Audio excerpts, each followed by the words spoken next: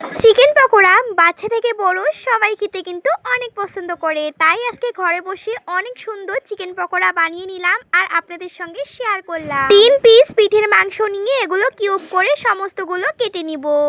Chicken marination করার জন্য কি কি নিয়েছি দেখে নিন। গুঁড়া দুধ নিয়েছি, টমেটো সস, ভিনেগার, মরিচের গুঁড়া, আর নিয়েছি এখানে গোলমরিচের গুঁড়া, আদা রসুন বাটা। হাত দিয়ে বা চামচ দিয়ে কিন্তু এটাকে ভালো করে মিক্স করে নিব। একটুখানি লবণ দিয়ে দিব, আবারও ভালো করে মিক্স করে ওই যে কিউব করে রাখা চিকেনের পিসগুলো এখানে দিয়ে চামচ দিয়ে ভালো করে এখানে ম্যারিনেশন করে নিব।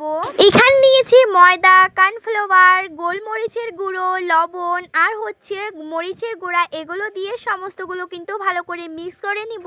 আর ওই চিকেনের কিউবগুলো যে আমি ম্যারিনেশন করে রেখেছি ওগুলো কিন্তু এর মধ্যে দিয়ে মুকুরিটা লাগার পরে কিন্তু ঝাঁকিয়ে ঝাঁকিয়ে নিব, যাতে এই ময়দাগুলো কিন্তু ওর মধ্যে লেগে যায়, তারপরে ভেজে নিব। আজকে চিকেন পকোড়াগুলো কেমন হলো কমেন্ট করে জানাবেন।